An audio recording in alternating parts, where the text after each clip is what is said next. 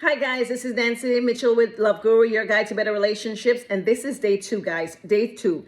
This segment or this series for the entire week is just horrific. Okay, it's just horror going through relationships with domestic violence.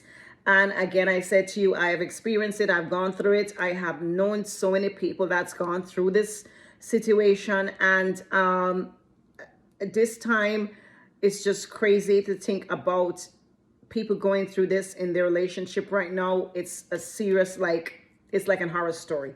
Okay. Again, if you know anybody that's experiencing this, if you are experiencing this, I'm going to beg of you to reach out to someone. I have a number to give you, which is going to be the hotline for domestic violence. It's going to be 1-800-799-7233.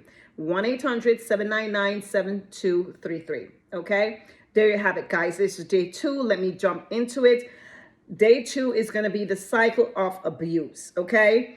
Why it's so hard for you to leave. Sometimes there's so many things that's happening in that relationship, and you don't know how to leave. It's like you're worried about, where you're going to get money from. You worrying, I mean, they're the breadwinner. How are you going to manage without him? You think about all these things. You're thinking about the kids, leaving their father, if it's a father situation. It's just crazy that, all of these things go through in our mind. But at the end of the day, guys, you have to remember that you staying in this relationship. If you stay in this relationship, there's a possibility that you can die. Okay, so you really, really have to start looking in your relationships. Ladies, mostly, guys, I'm not saying that you're not going through that, but ladies, mostly look in your relationship and see if you are seeing signs of this. Okay, it can start as just a pull of the hair, put their hand at your throat, have your hand and drag you. There is these subtle little things that can happen, and this is the start of going down the road of domestic violence. Okay, guys, so please, I beg of you, start looking out for these signs within your relationship. And if you're, having this or know somebody that's going through this, seek help for them. Okay, so let me start getting into some of the signs that you need to look for within domestic violence and your relationships that you have. Number 1, repeat apology from the abuser after the violence. So, if it's hitting, the cursing, whatever is going on in that relationship at that time, as soon as it happens, they will, or later on that day, sometimes they would always apologize. Okay. They always apologize for their actions. Everything that they do, they will say, hey, you're the one that made me do it. If you didn't ask me that question, if you didn't do this, if you didn't do this, then I wouldn't do this to you. That is always how it sounds like, because at the end of the day, they are finding somebody to blame it on, and it's not them. It's always you. It's not them. They're not taking responsibility for their actions.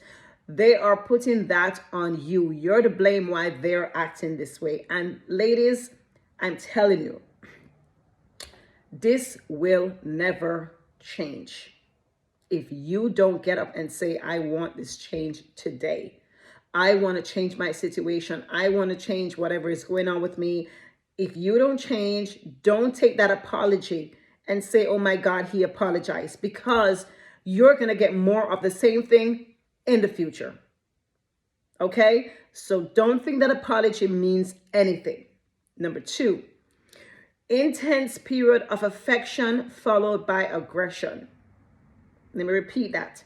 Intense period of affection followed by aggression. Same thing, hot and cold. So if, they are treating you, super sweet, and they just snap and just turn around and just boom, or something, something have them react, and then you are at the shitty end of the stick by getting this, blow or getting this aggression from them.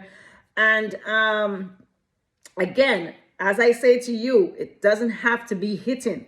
It can be constant arguing. It can be constant shouting, constant putting you down. That's verbal abuse. And verbal abuse does damage just the same. So you have to start looking in your relationship and see what is going on in your relationship today. Number 3 is going to be fear of retaliation if you leave.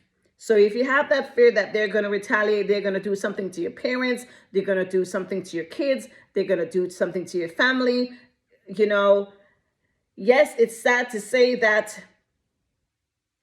they are maybe serious about what they're saying to you. However, if you stay in that situation, you yourself may die. So you yourself may die, and then you leave your kids at the mercy of this person. Or you leave these kids to go turn on your family, or, who to say what they do at sometimes. So you got to start looking into, again, your relationships and figure out a safest way to get out of the situationship, and making sure that you are going to be safe. Okay? But you can't stay in that situationship at all. You can't. Doesn't make sense if you're going to say that there's a possibility for you to die, and you're going to stay in that relationship and think that, okay, because of this retaliation, he's going to do this, that. No, ladies, you have to find a way to get out. You must find a way to get out. Okay? Number 4, feeling responsibility for the abuse. Ladies, I beg of you, do not put this on yourself. Do not blame yourself. Okay? Do not. Sometimes this is something that I used to say to myself. Okay? I used to say to myself, like, oh my God, maybe I shouldn't have asked that question, or maybe I shouldn't have done this, or maybe I shouldn't have. Once you start your sentence by I shouldn't have done that, you're wrong. You're wrong. It doesn't matter what you do. It does not justify for anybody to put their hands on you. It doesn't matter what you do. It does not justify for somebody to put their hands on you or to abuse you in any which way or form. Not telling you, ladies, to go hurt a man now, okay? Because then you would be the abuser, not him. So don't put that, don't take my words and think that that's what I'm saying. Okay? You're not to even put that. You need to get out of the situation, then you're going to think about harming another human being.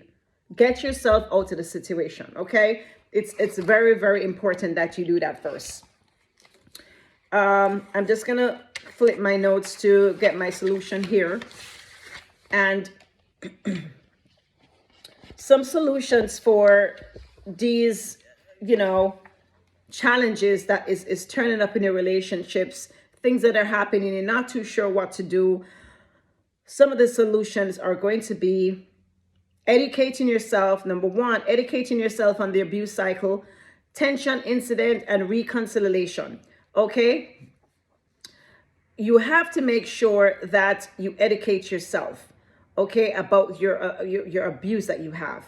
You need to know, okay, go do research on what the abuse are. What is going to be stuff that's happening to you. Try, making sure that you're writing them down and looking at the pattern, making sure that everything is there. Number 2, seek support from local domestic violence hotline. As I'm going to give it to you at the end, I gave it to you at the beginning, I'm going to give it to you at the end again. And create a safety plan for leaving. Very important, safety first. You have to create that safety plan for leaving this person. You don't want to get up and turn to this person and say, I'm leaving. That's the wrong thing to do. You turn around and say that to them, they will probably kill you at the same time. So just make sure that this is not something that you are doing. Okay? Number 4, remind yourself about the abuse is never your fault. Over and over in your mind, you keep on saying to yourself, this is not my fault.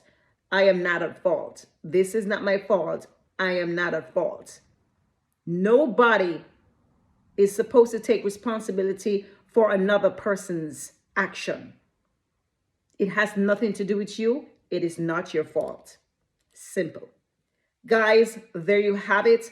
This is day 2. Again, this is Halloween. This is something that's crazy that's going on in a relationship.